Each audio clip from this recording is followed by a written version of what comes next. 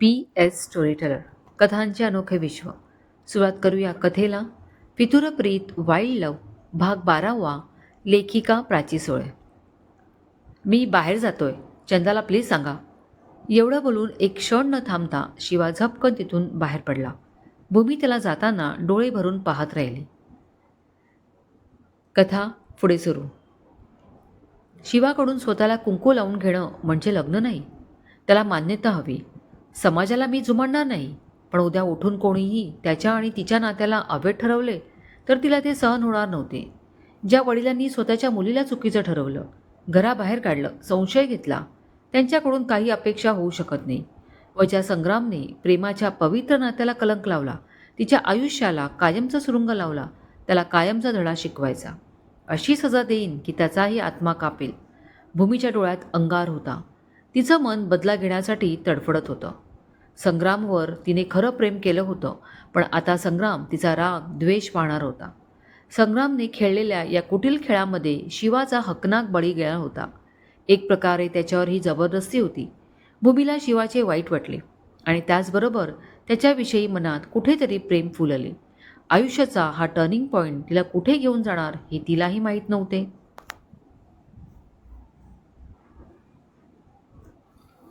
वहिनी, काय ग, तू इथे उभी का?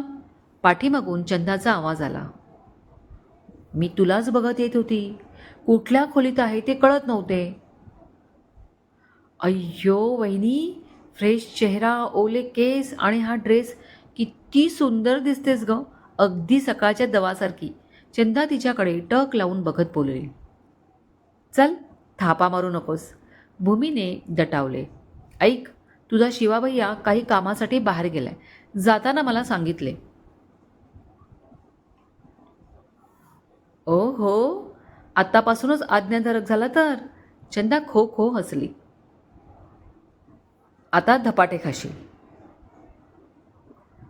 खरं तर ना. खरं तर काय? सांग ना. तुझ्या भैयाला पाठीमागून तू उभी आहेस असं वाटलं, कारण हा तुझा ड्रेस. मग काय, सगळंच मनातलं बोलला. काय? माझ्याबद्दलची काळजी आणि रिस्पेक्ट. भूमीचे डोळे भाऊक झाले. मी वळली तसं माझ्याकडे एकटक पाहिलं आणि काही कामासाठी बाहेर जातोय हे चंदाला सांगा, असं म्हणून निघून गेला.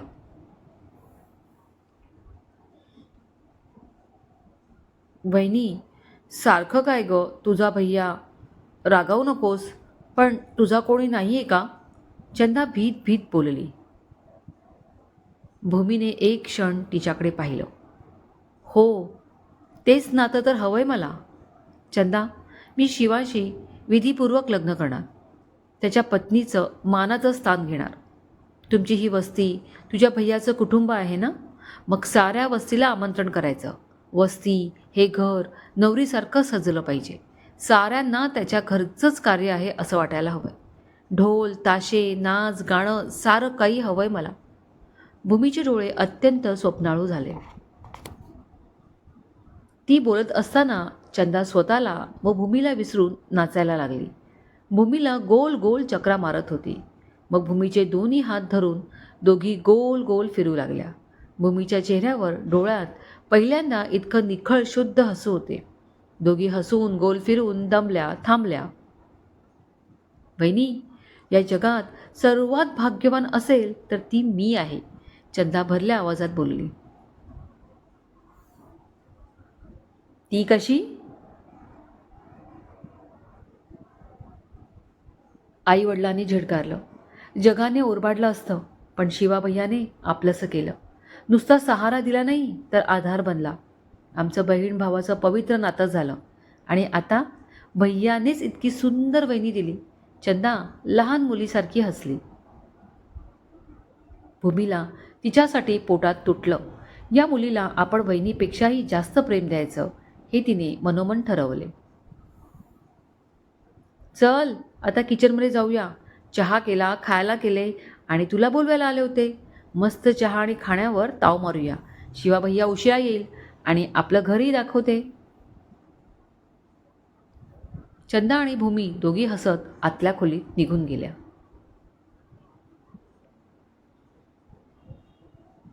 भूमी आणि चंदा जे काही बोलल्या ते सारं शिवाने ऐकलं. तो काही कामासाठी घरी आला, पण ह्या दोघींना पाहून तो बाहेरच थांबला आणि त्यांचं सारं बोलणं त्याने ऐकलं. भूमीला आपल्याशी विधिपूर्वक लग्न करायचे आहे हे ऐकून तर तो खूपच खुश झाला. साऱ्या वस्तीला तिला बोलवायचे आणि काय काय प्लॅन होते. शिवासुद्धा मनात नाचत होता. त्याने चंदाला म्हटले होते, भूमी दुःखी होईल असं कधीच पुढे घडणार नाही. शिवा गुपचूप घरात येऊन त्याच्या खोलीत गेला व जे हवं ते घेऊन परत चोर पावलांनी बाहेर पडला. तो आधी वस्तीतल्या सर्वात बुजुर्ग जोडप्याकडे जाणार होता, लता व सदाशिव साळुंखे यांच्याकडे. वस्तीत त्यांना मान होता आणि शिवावर त्यांचा अधिक जीव होता. लता आई, बाबा आहात का घरात? शिवाने दारात उभा राहून आवाज दिला. कोण? शिवा, ये. 100 वर्ष आयुष्य आहे बघ तुला. लता सकाळपासून तुझं नाव घेते. सदाशिव बाहेर येत म्हणाले. शिवाला पाहून लता आई खुश झाली.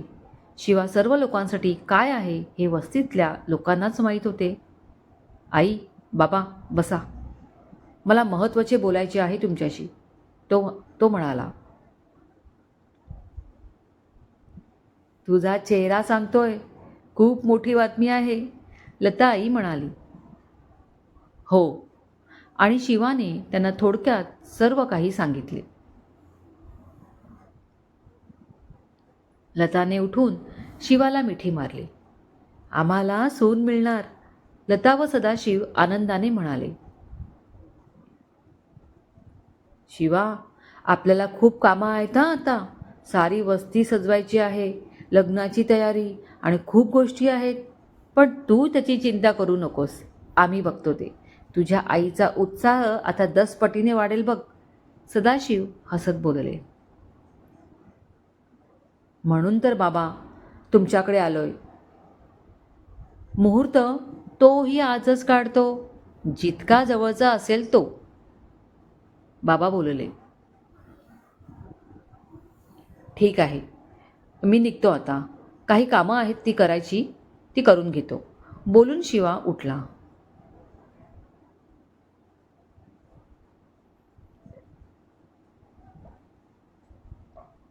शिवाने कार पार्क केली व आत आला. मधल्या चौकात कोणी नव्हते. दिवा लावला नव्हता, अंधार होता. शिवाला आश्चर्य वाटले. चंदा असं करत नाही. त्याने तिथेच उभं राहून चंदाला आवाज दिला, पण प्रतिसाद मिळाला नाही. 2दा हाक मारली, पण काहीच उत्तर आलं नाही. शिवाचं मन दडपलं. त्याला दुसरा विचार आला, तो भूमीचा. भूमी कुठे? ती का येत नाहीये? शिवा तीरासारखा भूमीच्या खोलीकडे धावला आणि हादरला. भूमी तिच्या खोलीत नव्हती. कुठे गेल्या दोघीजणी? चंदा मला न सांगता बाहेर जाणारी नाहीये. शिवाच्या मनात अनेक शंका येऊ लागल्या. त्याने सारं घर शोधलं, पण दोघींचा कुठेच पत्ता नव्हता. आता त्याचा धीर खचला. त्याला शंका येऊ लागली. नक्कीच त्या संकटात आहेत. कोणीतरी दगाफटका केलाय. शिवा धावत खाली चौकात आला. त्याच्या माणसांना भराभर येण्याच्या त्याने सूचना केल्या. आता दोघींना शोधणे गरजेचे होते. हे पहा, आधी सारी वस्ती पिंजून काढा. सगळ्यांना विचारा. कोणी पाहिलं असेल तर समजेल. शिवा भराभर सगळ्यांना सूचना देत होता. त्याच्या मनाला सारखी धोक्याची घंटा जाणवू लागली.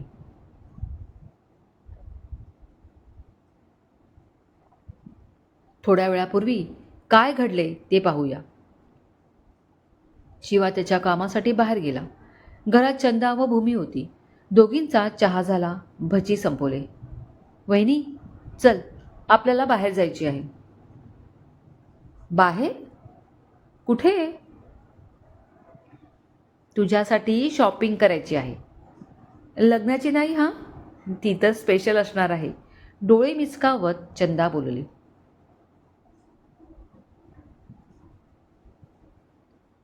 काय घाई आहे, नंतर जाऊ, भूमी बोलली. नाही हां, शिवाभैयाने सकाळीच माझ्याकडे पैसे दिलेत आणि सांगितले तुला जे हवंय ते खरेदी करायला. तेव्हा चल, आपण निघूया आणि भैया यायच्या आत घरी येऊ. चंदा उठत म्हणाली. भूमीचा नाईलाज झाला.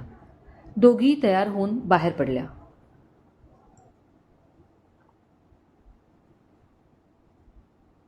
जास्त लांब नको जाऊया, भूमी म्हणाली. वहिनी, इथे छान कपडा बाजार आहे. सगळ्या प्रकारचे ड्रेसेस, साड्या, खूप व्हरायटी मिळतात. तुला जे हवे ते घे. लग्नाची खरेदी तर शिवा भैया आणि तूच कर. चंदा डोळा मिचकावत बोलली. दोघी शॉपिंगला गेल्या. आता वर्तमान. शिवा विमनस्क अवस्थेत उभा होता. आता त्याला वेळ लागायची पाळी आली. ना चंदा होती ना भूमी. त्याला दोघींचीही काळजी होती, पण जास्त टेन्शन भूमीचे होते. कारण तिच्यासोबत आत्ताच भयंकर प्रसंग घडला होता आणि संग्रामला त्याने पाहिलं होतं. तो कदाचित भूमीला धोका पोहोचवू शकत होता. भूमीबद्दल त्याने अजून कुठलाच ठोस निर्णय घेतला नव्हता. ती बोललीच कुठे होती त्याच्याशी नीट. शिवा आता स्वतःच त्यांना शोधायला बाहेर पडणार होता. त्याने निर्णय घेतला व पाठी वळणार तोच. त्याच्या पाठीवर जोराची थाप पडली आणि कानात जोराचा आवाज घुमला. भैया! शिवा झटक्यात वळला. समोर पाहून तर त्याचे डोळे विस्फारले. चंदा आणि भूमी त्याच्यासमोर उभ्या होत्या. चंदा तोंडभर हसत होती. लगेच शिवाचे विस्फारलेले डोळे सिकुडले गेले. त्यात राग झळकू लागला. त्याने रागाने चंदाकडे पाहिलं. त्याचा चेहरा पाहून चंदाच्या चेहऱ्यावरचं हसू मावळलं. ती घाबरून शिवाकडे बघू लागली. चंदा! शिवाच्या आवाजात राग होता.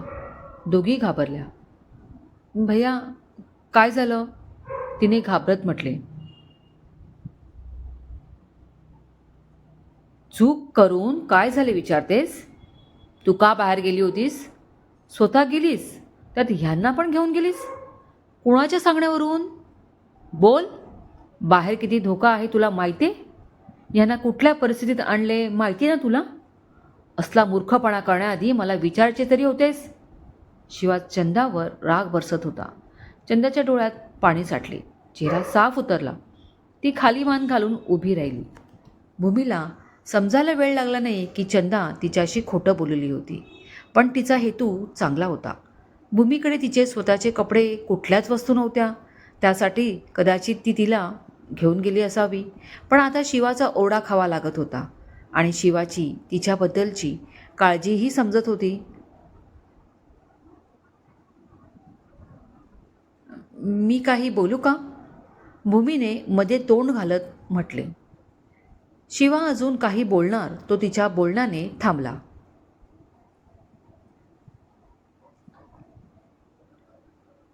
मला मान्य आहे चंदाने तुम्हाला सांगितले नाही, तरी प्लीज तिला ओरडू नका. शेवटी ती एक स्त्री आहे आणि दुसऱ्या स्त्रीचं दुःख एक स्त्री समजू शकते. भूमी थंडपणे बोलली. म्हणजे? मी नाही समजलो. म्हणजे मी इथे आल्यापासून एकाच साडीमध्ये आहे. त्यानंतर चंदाने हा नवीन ड्रेस दिला. पण माझे स्वतःचे कपडे, वस्तू नकोत का? चंदाने हे बरोबर ओळखले आणि म्हणूनच ती मला आज खरेदीसाठी घेऊन गेली. त्यात तिची काही चूक नाही आहे. भूमीने चंदाची बाजू उचलून धरली. भूमीच्या बोलण्याने शिवा थोडा वरमला. खरं तर ही गोष्ट त्याच्या लक्षात आलीच नव्हती. त्याने चंदाकडे पाहिलं. ती बिचारी खाली मान घालून आसवं गाळत होती. चंदा! शिवाने तिला हाक मारली, पण चंदाने वर पाहिलं नाही. चंदा, रागावलीस तुझ्या शिवा भैयावर? पण मला तुझी आणि यांची काळजी वाटली ग. घरी आलो आणि तुम्ही दोघीही समोर नाहीत. कुठे गेला माहीत नाही. अर्धा तास होऊन गेला. मला किती टेन्शन आलं होतं माहिती आहे? शिवा खूपच नरमाईच्या सुरात बोलला. सॉरी. पण चंदा गालात हसू लागली आणि शिवा व भूमी दोघेही तिच्याकडे विचित्र नजरेने पाहू लागले. चंदा, का हसतेस? शिवाने विचारले. भैया, हसू नको तर काय करू? पण काय झाले? शिवाने विचारले. अरे भैया, इतकं टेन्शन घेण्यापेक्षा तू मला मोबाईलवर कॉल करू शकत होता ना. आम्हाला वाटलं तू येण्या अगोदर आम्ही घरी येऊ. पण तुला लेडीजची शॉपिंग माहिती आहे ना, थोडा उशीर झाला रे. सॉरी. चंदा छोट्या मुलीसारखा फेस करत म्हणाली. पण तिच्या या ॲक्शनने तिथला सगळा माहोलच बदलून गेला. क्षणात शिवाला त्याची चूक समजली आणि तिघेही मनसोक्त हसू लागले. आता मी सॉरी. दोन्ही कान धरत शिवा बोलला.